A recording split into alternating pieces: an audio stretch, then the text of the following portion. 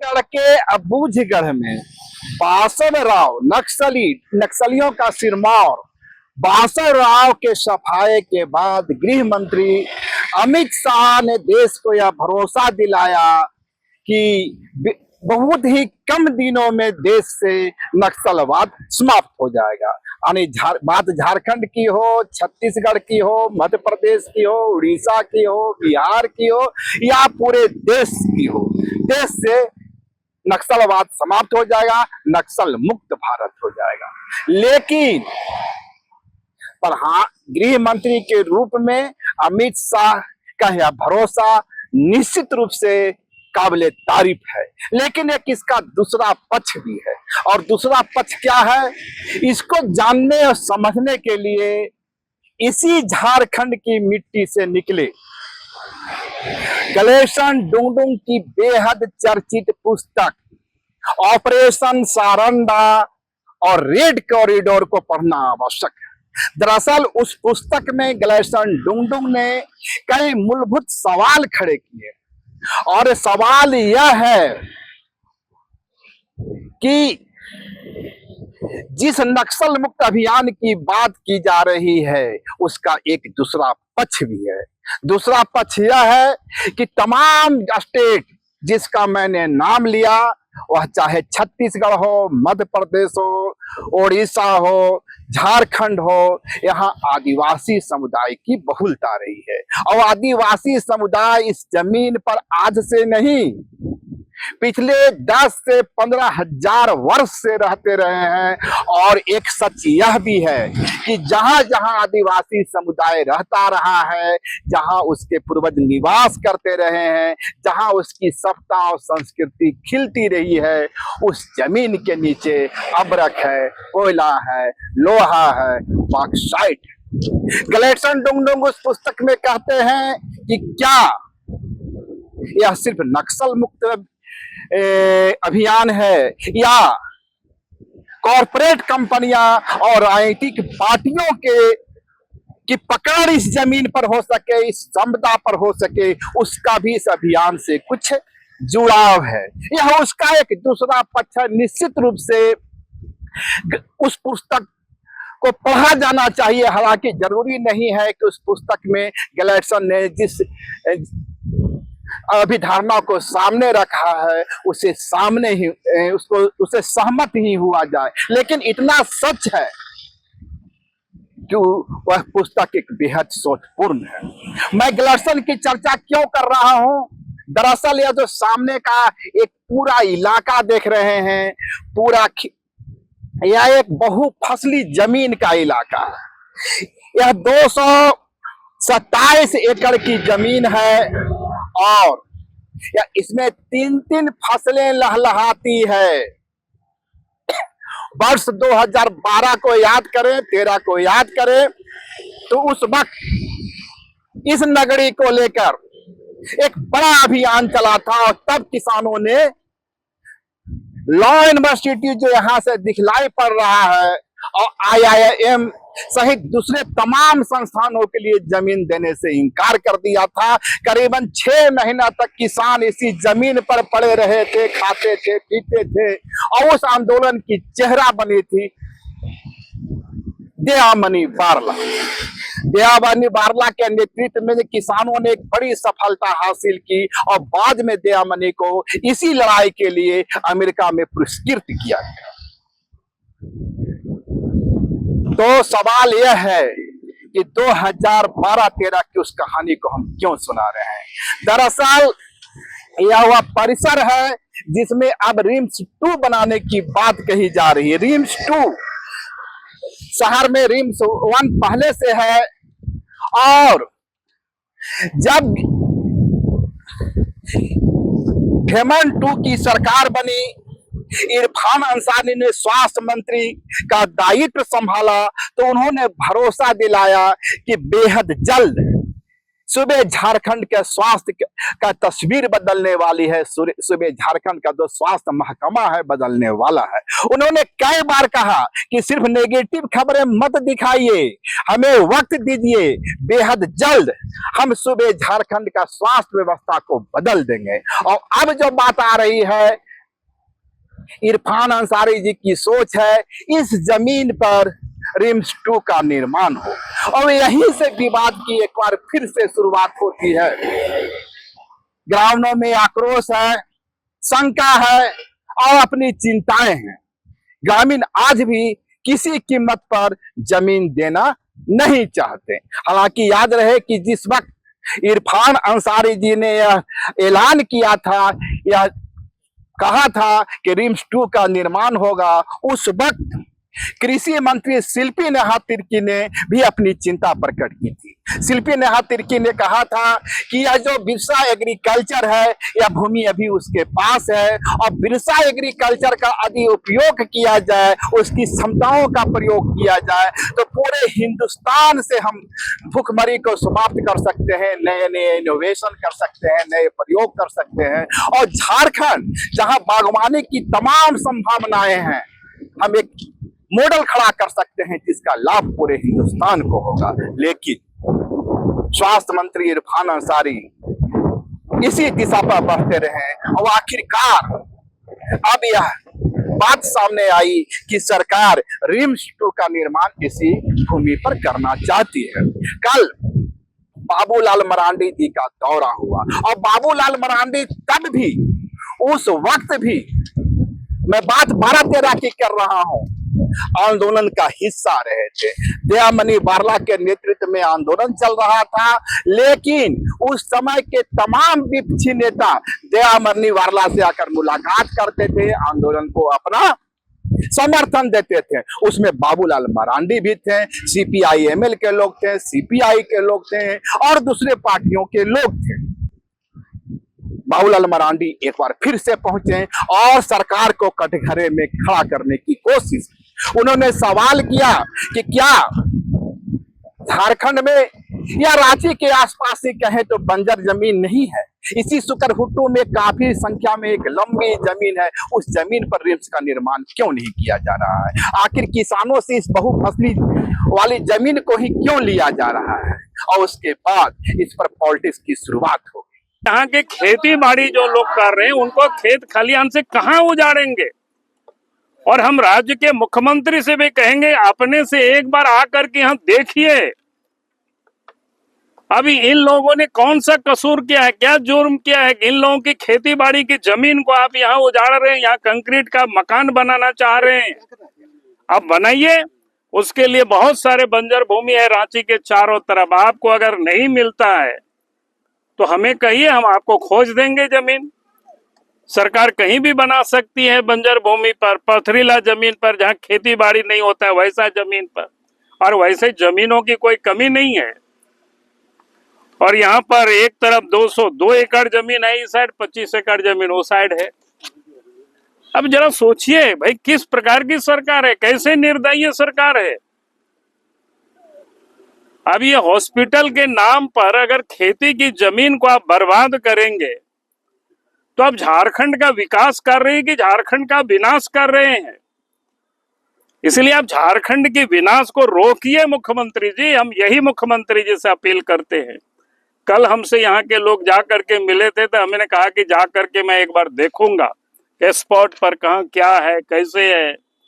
हालांकि मैं पहले भी इस जमीन पर आया हुआ हूँ, लेकिन मैं समझ नहीं रहा था कि किस जगह पर है, क्योंकि पहले जब लॉ यूनिवर्सिटी बन रहा था उस समय भी हम लोग धरना पर बैठे थे, उस समय भी पूरा खेत लोगों ने उजाड़ रहे थे। उस समय फिर लॉ यूनिवर्सिटी तक है और इधर जमीन छोड़ दिया गया। कल JMM के सुप्रियो भट्टाचार्य सामने आए और उन्होंने बाबूलाल की मंशा पर सवाल खड़ा किया। उन्होंने कहा कि जब भी जहां भी विकास होता है बाबूलाल जी सामने चलाते हैं और विकास का रोड़ा बनते हैं, विकास में बाधक बनते हैं। झारखंड के प्रथम मुख्यमंत्री और भारतीय जनता पार्टी के प्रदेश अध्यक्ष, सदन में नेता प्रतिपक्ष श्री बाबूलाल मरांडी जी 11 बजे के लगभग अपने संवाद माध्यम के लोगों के साथ नगरी गांव जो काके ब्लॉक का है वहां पर गए हुए थे। नेशनल लॉ यूनिवर्सिटी के बगल का जो जमीन है उस पर उन्होंने खड़े होकर कहा कि हम आदिवासी का जमीन की लूट नहीं होने देंगे।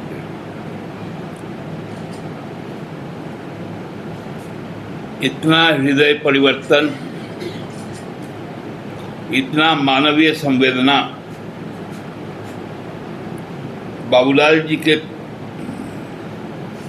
हृदय में था, ये मुझे नहीं मालूम था। क्योंकि हम लोगों ने तो बाबूलाल जी का वो रूप देखा था जब वो इस राज्य के प्रथम मुख्यमंत्री हुए और एनएचपीसी का ये एक योजना था, कोयल कारो परियोजना, जो खूंटी जिले के तपकड़ा, तोरपा ब्लॉक के तपकड़ा में उस योजना को क्रियान्वित करना था। और सेना का एक योजना था जो नेतरहाट महुआडांड़ के बीच का जो वादी है वहां नेतरहाट फील्ड फायरिंग रेंज की स्थापना होनी थी। ये वही व्यक्ति है जिन्होंने ये दो परियोजनाओं को हरी झंडी दी थी। उस वक्त तत्कालीन विपक्ष के सभी सदस्यों ने आदिवासी जमीन को छीनने के खिलाफ जब आंदोलन चलाया तो आदरणीय, माननीय, श्रद्धेय, पूजनीय श्री बाबूलाल मरांडी जी ने उन आंदोलनों के खिलाफ गोलियां चलाई। आंदोलनकारी शहीद हुए, सैकड़ों लोग जेल में डाले गए।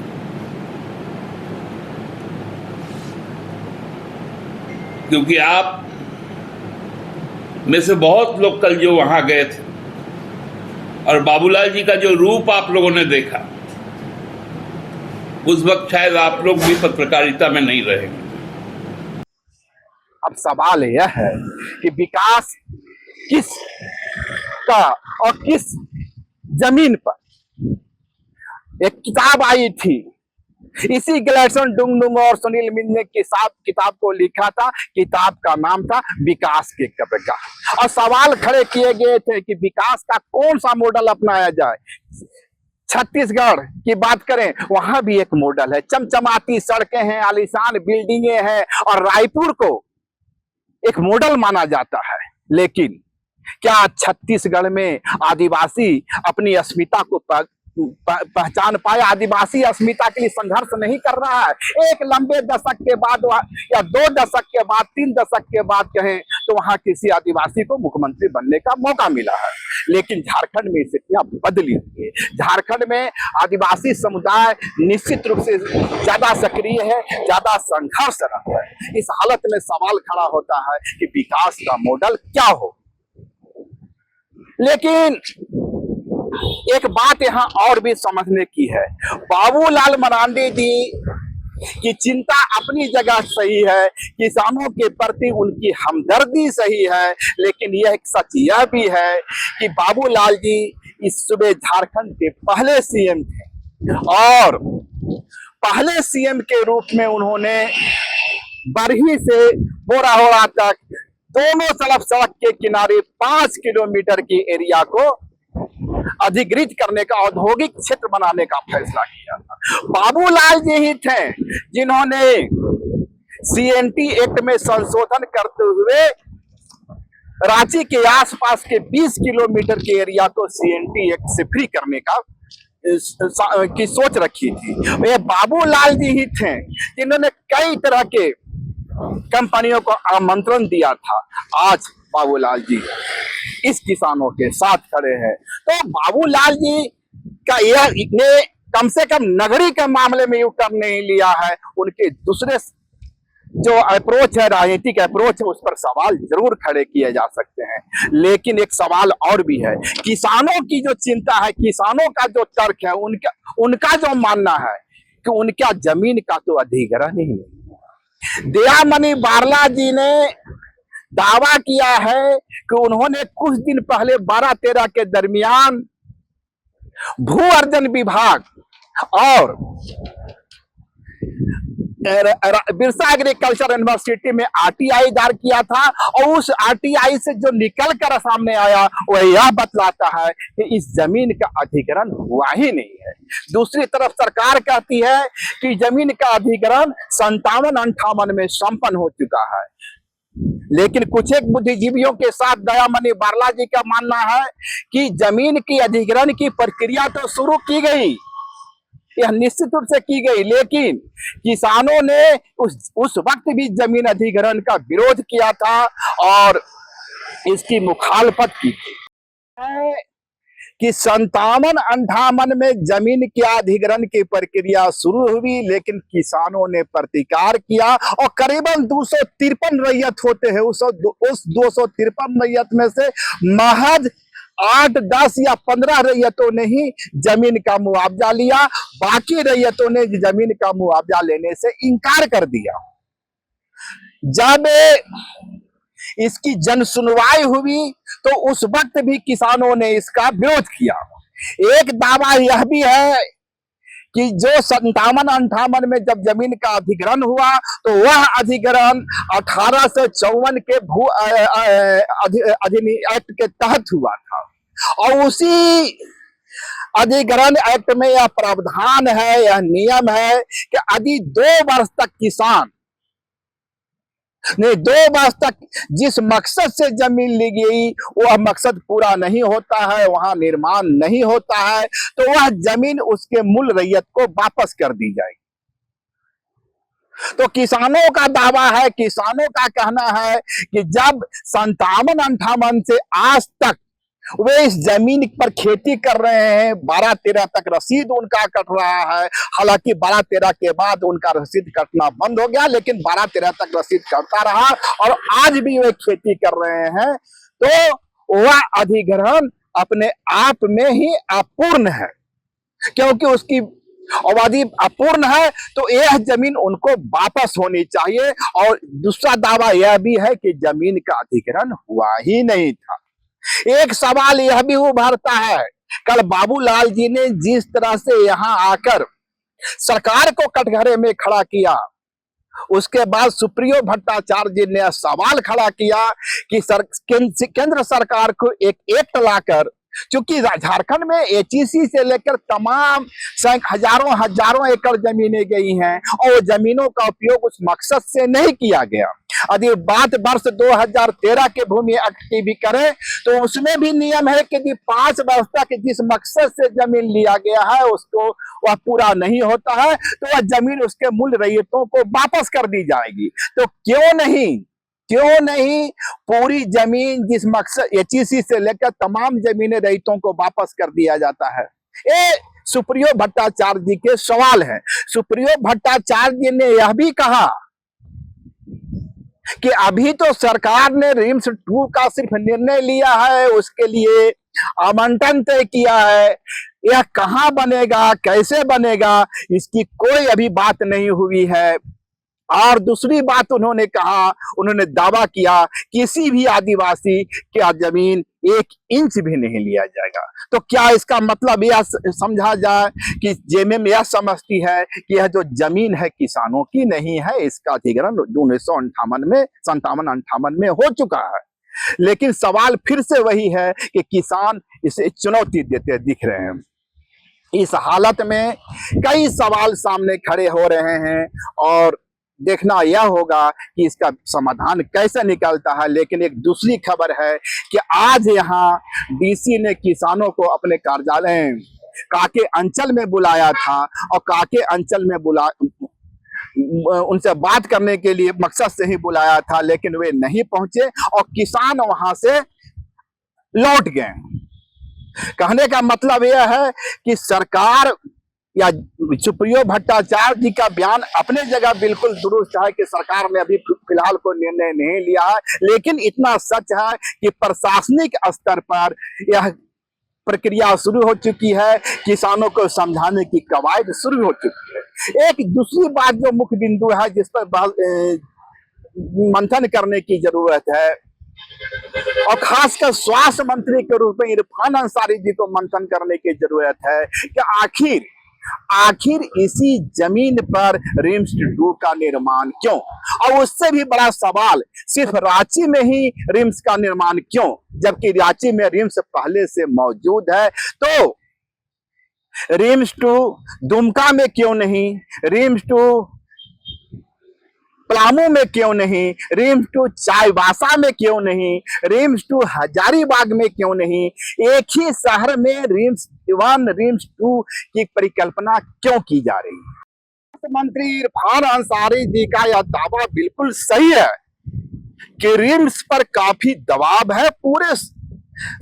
पूरे झारखंड के हर कोने से लोग काफी संख्या में रिम्स आते हैं, यहाँ तक कि बिहार से भी लोग इलाज के लिए आते हैं।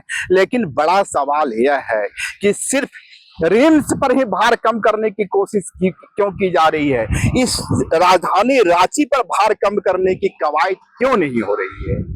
यदि हम हजारीबाग में रिम्स 2 का निर्माण करते हैं तो उस इलाके के लोगों को सहूलियत होगी।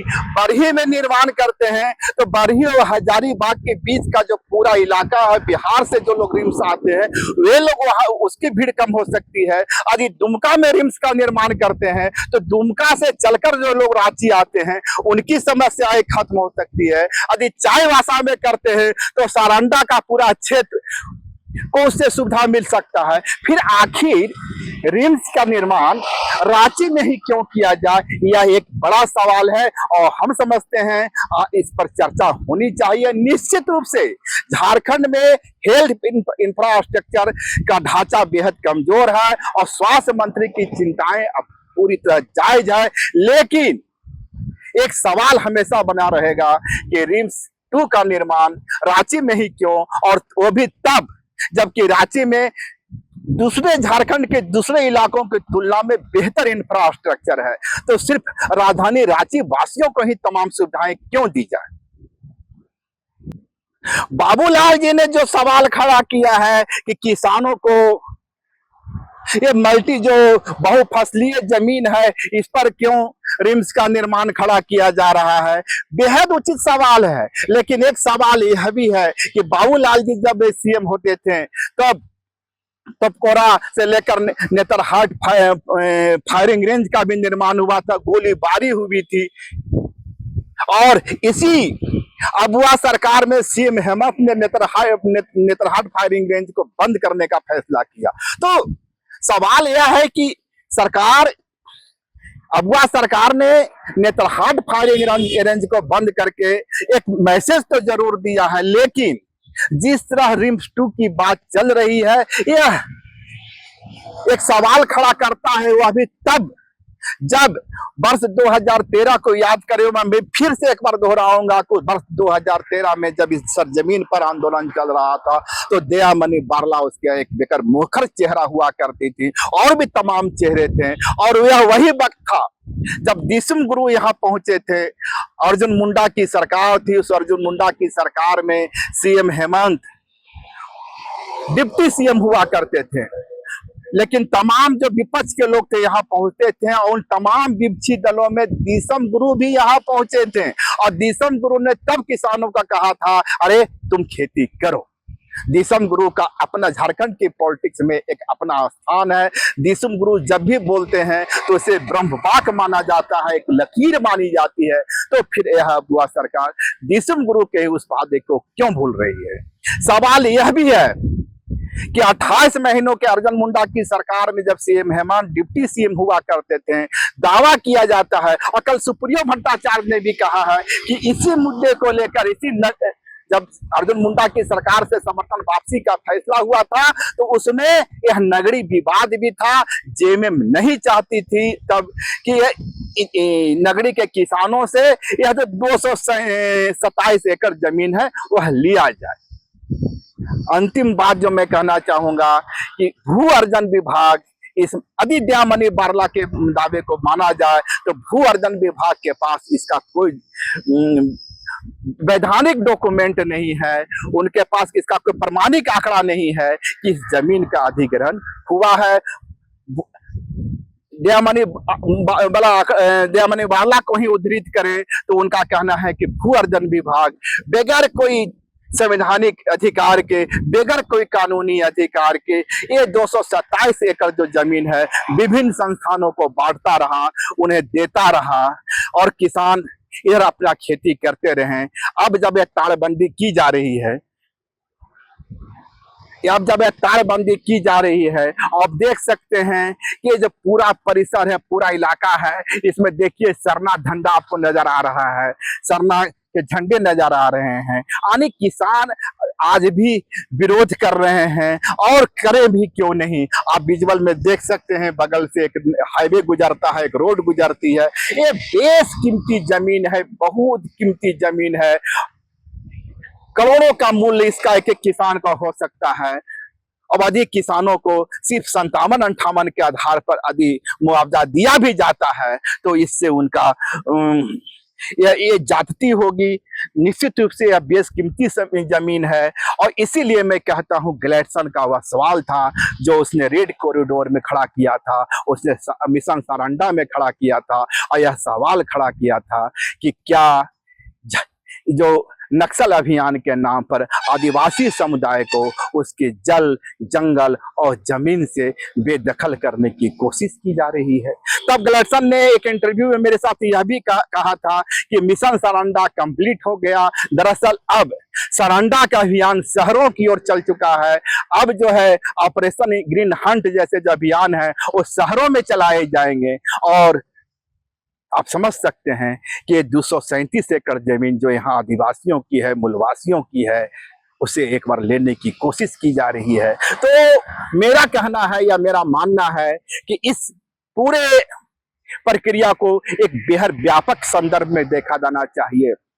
आखिर सरकार कोई भी हो, चेहरे बदलते हैं, लेकिन हर सरकार की नजर, हर सरकार की गित दृष्टि ये आदिवासी मूलवासी समुदाय के और खासकर आदिवासी समुदाय की जमीन पर ही क्यों होती है, और वह भी उसकी बहुफसली जमीन पर। वह बंजर जमीन का उपयोग क्यों नहीं करती है, और जहां किसान आसानी से जमीन दे सकते हैं, देने के लिए तैयार भी हो सकते हैं, यहाँ से सुकरहुट्टू में ही जमीन है, आखिर उस इलाके को डेवलप करने की कोशिश क्यों नहीं की जाती।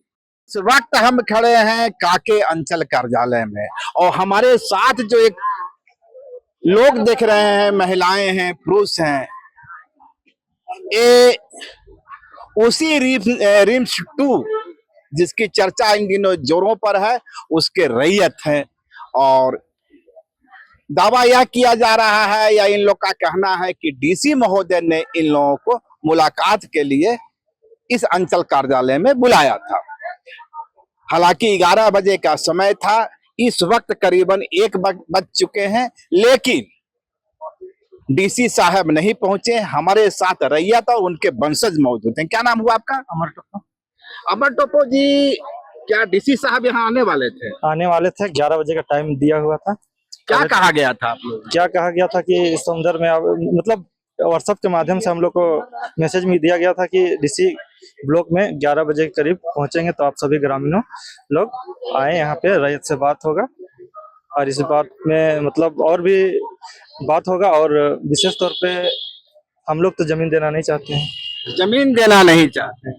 और मीटिंग जब हम लोग पहुंचे यहाँ 11 बजे तो देख रहे हैं मुस्लिम कम्युनिटी जो 50 साल 60-70 साल पहले जो एक मुआवजा ले चुके हैं, 4-5 होंगे, उन लोग वंशज लोग यहाँ पे इस तरह पे आए हुए हैं।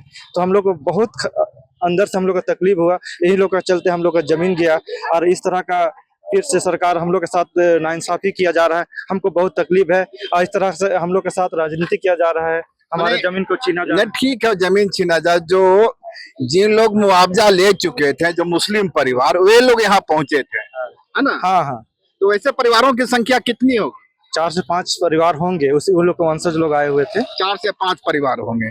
आपका क्या नाम हुआ? विकास टोप्पो जी। आज की जो बैठक बुलाई गई चिड़िया डीसी साहब आप लोग को बुलाए थे, उसका एजेंडा क्या था? पता नहीं, एजेंडा तो पता नहीं, लेकिन डीसी साहब भी बता पाते हैं। लेकिन डीसी साहब ग्राफ 10:30 बजे का टाइम हम लोग को खबर हुआ था, लेकिन डीसी साहब अभी शायद कितना बज रहा होगा, 1 बज गया 1 बज गया, अभी तक डीसी साहब नहीं आए हैं। और तो डीसी साहब से मेनली हम लोग को डीसी साहब से बातचीत करना था, जो भी और डीसी साहब से वार्ता होना था। आप लोग जमीन देना चाहते हैं? नहीं, जमीन देने का तो कोई सवाल ही नहीं है। हम लोग जमीन नहीं देने से, तो वो पूरा कृषि का जमीन है और उपजाऊ जमीन है, हम लोग वो जमीन नहीं देना चाहते हैं। कितनी फसल होती है उसको? तो उसमें 2-3 फसल तो हो ही जाती है, और वो उसी से पूरा गांव का परिवार पूरा उसी पर निर्भर है। ये जमीन जो रिम्स 2 के लिए लिया जा रहा है, खबर यह है कि 1854 के एक्ट के तहत 1857-58 में इसका अधिग्रहण हुआ, तो ये दावा है। नहीं, ये दावा गलत है, और ये सरकार इस प्रकार से कह रही है, दावा गलत है। सच्चाई ये है कि उस समय देखिए, अब एक बात है, अगर आप किसी चीज को लेना चाह रहे हैं तो भाई जिसका है उनको आप इन्फॉर्म करेंगे। अच्छा, ये ऐसा नहीं है कि एसी रूम में बैठ करके आप कागज पत्र को पूरा कर लेंगे, फिर उसके बाद से आप डायरेक्टली किसी जमीन पे चले जाएंगे, ये गलत है। और किसी भी कानून का मिसयूज करना ये बिल्कुल भी गलत है, ऐसा नहीं होना चाहिए। जो खबर सामने आ रही, सरकार मानती है कि जमीन तो अधिग्रहित हो चुकी है, और नहीं, सरकार का मानना है, और रैयत उस पे अपना कब्जा जमाए हुए थे, तो जमीन लीगली अधिग्रहित है, उनका मानना है। नहीं, अगर लीगल का बात किया जाए तो सरकार और अधिकारी पूरा अनलीगल टाइप से वहाँ पे काम करा रहा है। और लीगल का ही बात होता तो इस प्रकार से जोर जबरन का जरूरत नहीं होता, और हम लोग भी इस प्रकार से हम लोग विरोध नहीं करते, लेकिन अनलीगल सरकार काम कर रहा है, इसलिए हम लोग भी विरोध कर रहे हैं। और कुछ महिलाएं हैं यहाँ पर, आप लोग इसी संदर्भ में आए हैं? दीदी, क्या इस आप लोग को बुलाया गया था डीसी महोदय के द्वारा? बुलाया था पर अभी तक नहीं पहुंचे हैं। तो आप क्या कीजिएगा? आप लोग क्या करेंगे? इंतजार करेंगे, उसके बाद घर जाएंगे थोड़ा सा, उसके बाद घर चल जाएंगे थोड़ा देर में। जमीन आप लोग देना चाहते हैं? नहीं, जमीन नहीं देंगे। क्यों? जमीन के बदले में तो सरकार मुआवजा देती है ना, क्या दिक्कत? मुआवजा नहीं लेंगे, वो मेरा खेती लायक जमीन है, उसी से हम लोग बाल बच्चा को पढ़ाते हैं, लिखाते हैं, उससे खेती करते हैं, चावल खाते हैं, खरीद के खा पाएंगे? 50 रुपए के चावल खरीद के खा पाएंगे? पैसा तो आज रहेगा, कल खत्म हो जाएगा, इसलिए मुआवजा की बात ही नहीं है। आप भी हैं इसमें? जी, हम भी हैं। हम तो ज्यादा हम झेले हैं, जेल गए, मार खाए, सब किए हैं इसके लेके, जमीन के लेके। आज हम जमीन को दे देंगे तो हमरा क्या फायदा होगा? हमरा बाल बुतरू क्या खाएगा? सरकार के तो मुआवजा देगी ना। मुआवजा देगी कितना दिन के लिए? कितना दिन के लिए? पैसा कितना दिन रहता है? आप बताइए। हमरा 3 पुरखा 4 पुरखा खाएगा वो जमीन को खेती करके, और हमरा पैसा आएगा, कल खत्म हो जाएगा। वो रहता है पैसा? कोई काम का पैसा नहीं है, समझे? तो सरकार तो काम करवा रही है, वहाँ काम करवा रही है, तो जबरन काम होगा तो क्या करेंगे? पुलिस का बल से काम। अभी आज क्या हुआ? आप पुलिस का बल में आइए, इधर आइएगा, तब तो आप वहाँ से बात कर रहे हैं। क्या पुलिस के बल से? पुलिस खड़ा करके बाउंड्री करवा रहे हैं, पुलिस लगा दिए हैं, फोर्स लगा दिए हैं पूरा, तो हम लोग कानून से लड़ेंगे? क्यों लड़ाई करेंगे? अगले बार का हम लोग तो केस नहीं खत्म हुआ है, अभी चल ही रहा है। तो अगला बार का केस खत्म नहीं हुआ है, फिर काम हो रहा है, फिर केस हो जाएगा। हाँ, होने दीजिए। सब जाएंगे, फिर जल जाएंगे, फिर जल जाएंगे। कितना एक बार गए तो हम देखेंगे, जाएंगे, बाल बच्चा लेके सब कुछ जाएंगे, इसलिए जाएंगे, और वही पढ़ाएगा, इसलिए लिखाएगा, सब चीज ये हमरा अभी जब हम जो चीज करने बैठे हैं, हमरा जमीन चाहिए, हमको जमीन दीजिए। आप अगर आपको उतना जमीन दिन आ दीजिए कि आप जमीन हाँ, नहीं हमको देंगे? दीजिए, हम नहीं देंगे, नहीं देंगे, हम जमीन नहीं देंगे। बनाना है उसको, रिम्स जो है, जो भी तो आगे पिठोरिया तरफ जाए, उधर बना। आदमी आते आते मर जाता है, तो उधर नजदीक में पिठोरिया चढ़ते चढ़ते तो मर जाता है उधर का आदमी, तो उधर बनाइए। हम लोग का तो कितना हॉस्पिटल है यहाँ इस जगह। हम लोग विकास विरोधी नहीं है, विकास विरोधी नहीं है, लेकिन खेती योग्य जमीन को नहीं देना चाहते हैं, बस। सरकार देखे कि खेती योग्य है कि आज हम जमीन दे देते हैं, हम आदिवासी का कोई अस्तित्व नहीं है, फिर बाद में बोलेगा कोई कि पहचान नहीं है। बाद में बोलेगा कि जातीय हमरा- आवास में पति चाहिए, हाँ। ये चाहिए, बाल बच्चा और जो लोग जमीन का मुआवजा ले चुके हैं, ऐसे 5-6 साथी हो, उनका क्या होगा? वो समझेगा देखिए नहीं देंगे तो वो क्या किया है क्या नहीं है वो हमको समझ में नहीं है। हम लोग क्या नाम है आपका? क्या नाम है आपका? हम ग्रामीण रैयत है। आपके जमीन जब अधिग्रहण हुआ था 57-58 में, उस वक्त कौन था? दादा होंगे आपके? दादा लोग थे, दादा लोग बताया है कि 1957-58 में कोई अधिग्रहित नहीं हुआ। अगर अधिग्रहित होता तो सरकार इतना दिन क्यों बैठता? हाँ? अगर वो बोलता है कि अधिग्रहित हुआ है तो ये इतना दिन बैठ के वो ऐसे मक्खी नहीं मारता। आज तक एक ईटा नहीं है 1957 का बात बोलते हैं। सरकार इनको मोहरा बना के वो हम लोग को जबरन जमीन लूट रही है। एक यही मोहरा बना लिया 1956 का, बताता है कि अधिग्रहण। 57-58 हाँ, और वो हुआ नहीं। अगर होता तो आज हम लोग 1912 का 11 तक का रसीद नहीं काटे। तो 11 तक रसीद कट रहा है। हाँ, वो जबरन वो की मोहरा बना दिया 1956 में, अधिग्रहित हुआ नहीं है। आपकी भी जमीन है? मेरा तो सबसे ज्यादा है, कितना है? 5 एकड़। 5 एकड़ है। तो रसीद कटवाते रहे हैं अब तक? हाँ, कटवाए हैं तो अंदाजी बोल रहे थे। कब तक कटवाए हैं? आने बाद में यहाँ ब्लॉक वाला काटना छोड़ दिए थे। बता कब से 6 तक काटे हैं, बता 6 तक काटा है? उसका ऑनलाइन में करवा लिए हैं? ऑनलाइन में तो काट भी नहीं करता है। ऑनलाइन में नहीं करता है? नगड़ी का नहीं करता है, बोल रहे हैं सही बात को कहे नहीं समझ। अच्छा, और नगरी का नहीं करता? पूरा काट दीजिए, बता दें। नगरी का जब किसी का रसीद नहीं करता है। नहीं करता है। काट रहा था, फिलहाल अभी बंद कर दिया है। हाँ, अभी फिलहाल बंद किया है, वैसा बात नहीं है। काट रहा था, ये अभी बोलने में थोड़ा चुप हो रहा है कि 1906 में जो हमने अभी काटना बंद कर अभी दिया। फिलहाल ये मतलब ये 11 में बंद कर, 12 तक आया था किसी का इधर, फिर वही 12 में और 13 में अरे इधर बंद कर दिया। माते नहीं बताते, अंदाजी बोल रहे हैं, बताते कौन बताए? आपको कौन बताते? 56 में हम लोग ये किए थे, बताते एको भी इनका तो सबूत रहना था। उतना भी हमने माल काट रहे, जूटो काट रहे थे काटे। अभी खेती करते हैं उसमें? तो करते हैं तो काची अभी नहीं गए किया, वही चल आए हैं जगह उसी से जिंदा है। 5 एकड़ गया है, बता हमको दिन कितना तकलीफ लग रहा है। उतना जमीन समझते हैं किन्ने के लिए कितना लगे पैसे? 1 करोड़ से ज्यादा लगेगा बताते। हाँ, हम किसान आदमी कहाँ से खरीदेंगे अपनी जमीन?